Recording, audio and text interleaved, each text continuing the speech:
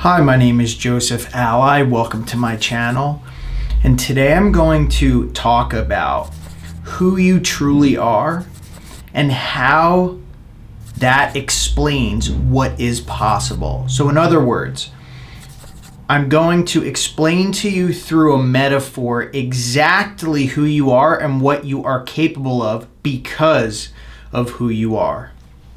So if you're ever wondering what is possible with manifestation, if you are capable of creating a certain feature or aspect of reality, or if you're wondering the lengths that you are able to go on your manifestation journey, then this is the video for you. So imagine or think of a character named Joseph Alai. Joseph Alai in the streets of San Diego, living in San Diego. Joseph Alai falls asleep in San Diego and wakes up as Jon Snow, the bastard son of Eddard Stark in Westeros. Now remember, this is all taking place in the dream of Joseph Alai.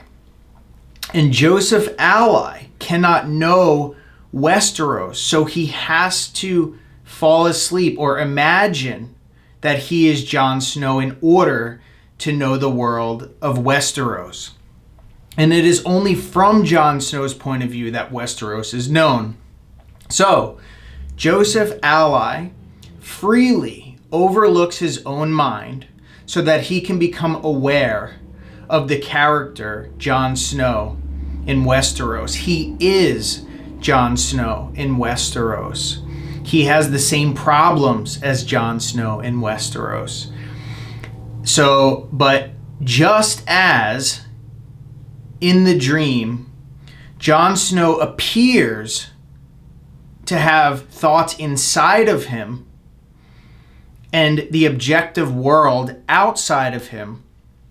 From the point of view of Jon Snow, that is real. But from the point of view of Joseph Alai, that's all taking place within Joseph Alai's mind. So in other words, in order to experience Westeros, falling asleep and taking on the subject of Jon Snow, ultimately, he can experience a world outside of him. So Jon Snow is basically a limitation of Joseph Alai's mind. And it's a temporary limitation. And from the point of view of Jon Snow's experience, part of his experience, his thoughts, feelings, ideas, etc., seem to take place inside of him. But in reality, as the world takes place outside of him, in reality, it's all taking place in Joseph Alai's mind. Now, substitute your mind for Jon Snow. And so you are Jon Snow, but then substitute Joseph Alai for infinite consciousness.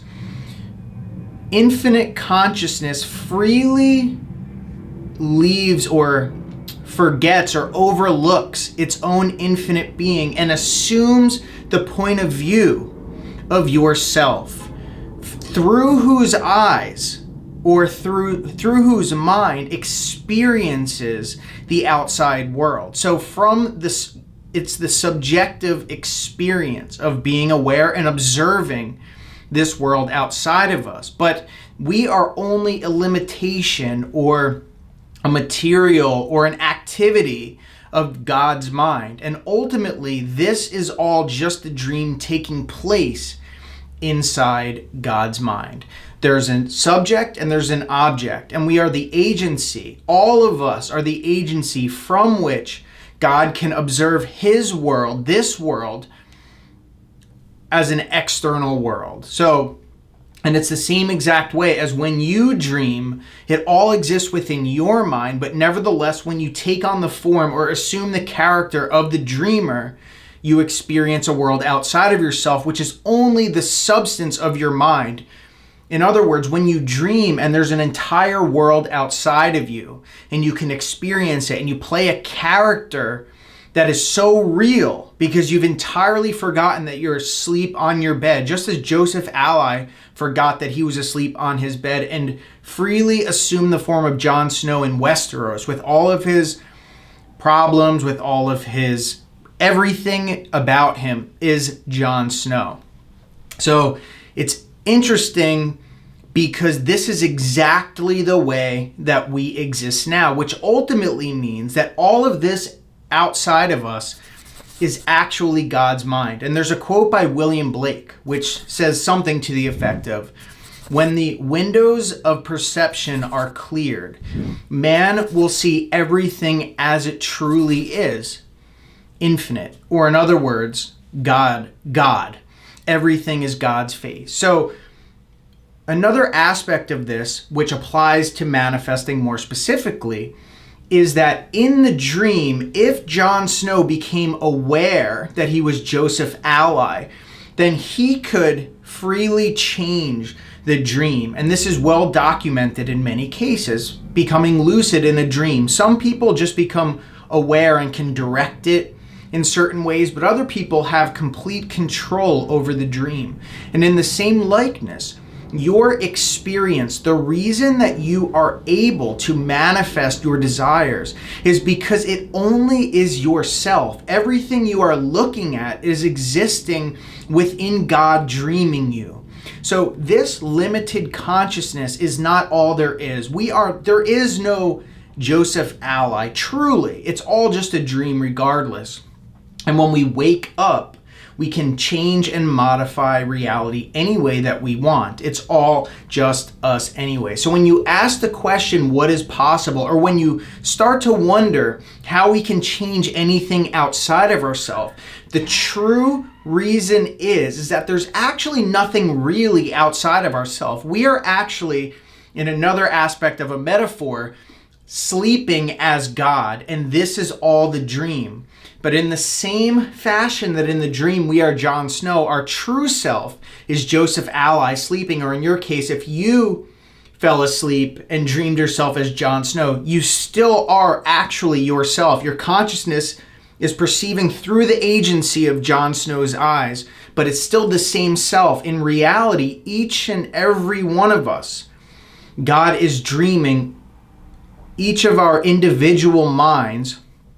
And this all is just the substance called awareness. Just as in the dream, even though there appears to be time and space and objects, it's all just the substance called the mind. So ultimately, your true self is God. That is what is happening. And the proof of which is the comparison between our dreams and reality.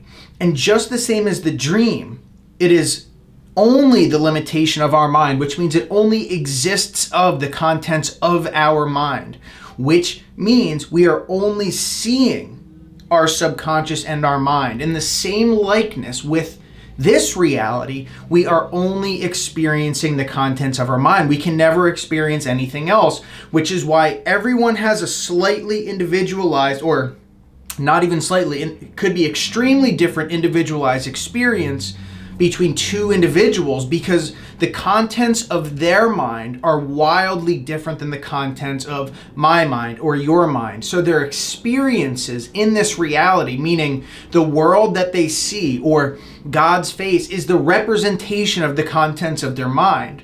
So if you change your mind, you will change the experience that you're seeing.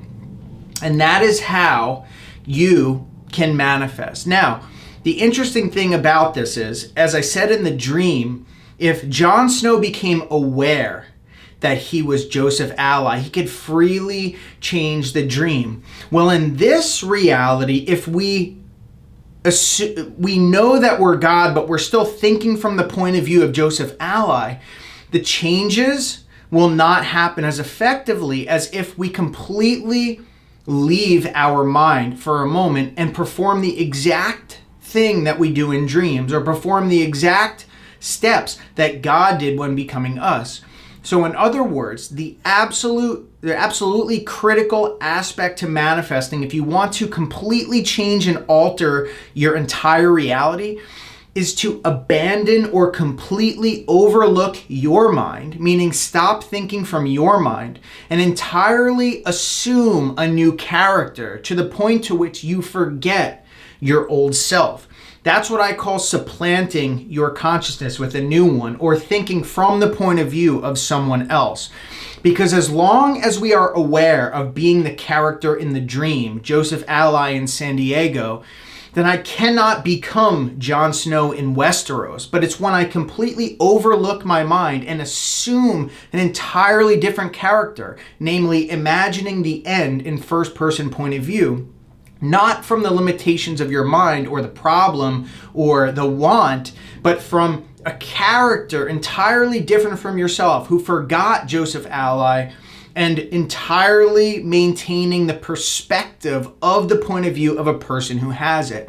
Now, when that happens, you will ultimately, in another metaphorical sense, you will plant a seed that will begin to emerge or erupt. The pattern will begin to unfold, and you will be presented with yourself again, which is the new impression in your mind. The new consciousness that you have become aware of will begin to present itself in reality. But really, again, this is all just taking place in the dream of an indivisible, infinite God. Just as in the dream, it may appear to be external and internal, and even though when we close our eyes and open our eyes, we think the world disappears and reappears. So we assume that consciousness lives behind our eyes. In reality, our consciousness is the indivisible mind of Joseph Alai dreaming. So all you have to do, because all of this is just yourself anyway, is imagine yourself as the person you want to be. You have to assume the point of view of the person you want to be, and it's all you anyway. So there's no limitations, possibilities, or impossibilities. It's all just the contents of your mind pushed out. So what are you capable of assuming? That's really the question. If you can assume anything, you will receive it. So the work to be done is to map out the character and scene that would exist if you already had what you want. The rest of it, just as in the dream, we don't dictate exactly how the lucid dream appears and how these objects appear. We just know it into existence. The same way as this reality, we only push that image into our mind's eye and it penetrates the subconscious, and the rest is done without us. It manifests into time-space. So dream better than the best you know and watch the results. So I hope this was helpful in a metaphorical explanation, but a literal sense as to who you truly are. And from the point of view of who you truly are, you can realize what you are capable of doing, which is anything. This is all just your mind pushed out. It's the world of shadows or the world of dreams. So dream big and watch as everything happens. What I would like is if you hit that like button, hit the subscribe button if you want more broken down systematic explanations as to how to create your reality and who you truly are. Hit the bell icons to stay tuned for more, and thank you. Thank you, thank you, thank you.